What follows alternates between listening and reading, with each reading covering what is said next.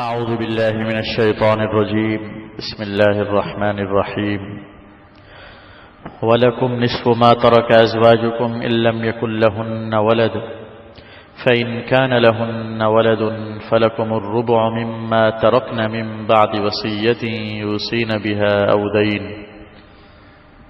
ولهن الربع مما تركتم إن لم يكن لكم ولد فإن كان لكم ولد فلهن الثمن مما تركتم من بعد وصية توصون بها أو دين. اللہ تعالیٰ نے ارشاد فرمایا اور تمہارے لیے اس مال میں سے آدھا ہے جو تمہاری بیویاں چھوڑ جائیں اگر ان کی اولاد نہ ہو. اگر ان کی اولاد ہو تو تمہارے لیے اس مال کا چوتھائی ہے جو کچھ انہوں نے چھوڑا. اس وصیت کے نافذ کرنے کے بعد جو وصیت وہ کر گئیں اور اس قرضے کی ادائیگی کے بعد جو ان کے ذمے ہے. اور بیویوں کے لیے اس مال کا چوتھائی ہے جو تم نے چھوڑا اگر تمہاری اولاد نہیں ہے. اگر تمہاری اولاد ہے تو بیویوں کے لیے 8واں حصہ ہے اس مال میں سے جو تم نے چھوڑا اس وصیت کو نافذ کرنے کے بعد جو تم وصیت کر گئے یا اس قرض کی ادائیگی کے بعد جو تمہارے ذمے ہو. شوہر اور بیوی کا حصہ اللہ تعالی نے اس آیت کے اس حصے میں بیان فرمایا ہے. اگر بیوی کا انتقال ہو جائے تو دو صورتیں ہیں. اگر تو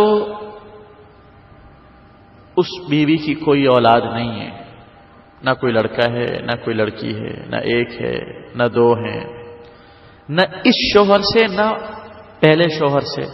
مثال کے طور پر کہیں پہلے سے وہ شادی شدہ ہو کے آئی تھی، طلاق یافتہ تھی، بیوہ تھی، جو بھی تھی، اس شوہر سے بھی اولاد نہیں، اس شوہر سے بھی اولاد نہیں، تو اس نے جو مال بھی چھوڑا ہے اس کا آدھا حصہ ملے گا شوہر کو. اور اگر بیوی فوت ہو جائے اور اس کی کوئی اولاد ہے، چاہے بیٹا ہو یا بیٹی ہو، اس شوہر سے ہو یا پہلے والے شوہر سے ہو، تو اس شوہر کو جس کی زوجیت میں ہوتے ہوئے وہ فوت ہوئی ہے اس کے چھوڑے ہوئے مال کا چوتھائی حصہ ملے گا. اور ان دونوں صورتوں میں بنیادی قانون یہ بھی اللہ نے خود بیان فرمایا کہ اس کے لیے ضروری ہے کہ پہلے وصیت نافذ کی جائے اور قرضہ ادا کیا جائے، پھر جا کے یہ وراثت کا مال تقسیم کیا جائے گا. پھر شوہر کا بیوی سے متعلق حق بیان فرمایا کہ اگر شوہر فوت ہو جائے اور اس کی کوئی اولاد نہیں ہے، نہ موجودہ بیویوں سے نہ کسی اور بیوی سے، تو بیوی ایک ہو یا ایک سے زیادہ ہوں بوقت وفات، تو سارے مال کا چوتھائی حصہ ملے گا. ایک ہے تو ایک کو مل جائے گا، 4 ہیں تو وہ چوتھائی چاروں میں تقسیم ہوگا. کب؟ جب اولاد نہیں. اور اگر اولاد چھوڑی ہے شوہر نے، ایک لڑکا ہو ایک لڑکی ہو، اس سے زیادہ ہو، اس بیوی سے، سابقہ بیوی سے، کہیں سے، تو اب 8واں حصہ ملے گا بیوی کو.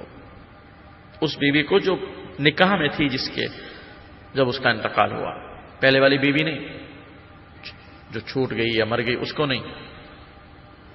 8واں حصہ ملے گا. ایک بیوی ہو یا 2 بیویاں ہوں یا 3 ہوں یا 4 ہوں، 8واں ملے گا. اس میں بھی اللہ نے فرمایا کہ پہلے وصیت نافذ کی جائے، قرضہ ادا کیا جائے. تو یہ بنیادی بات یہ ذہن میں رہے کہ وصیت فوراً نافذ نہیں ہوتی، بلکہ پہلے تجہیز و تکفین اور تمام ضروریات یہ پوری کی جاتی ہیں شرع کے مطابق. اس کے بعد قرضہ ادا کیا جاتا ہے.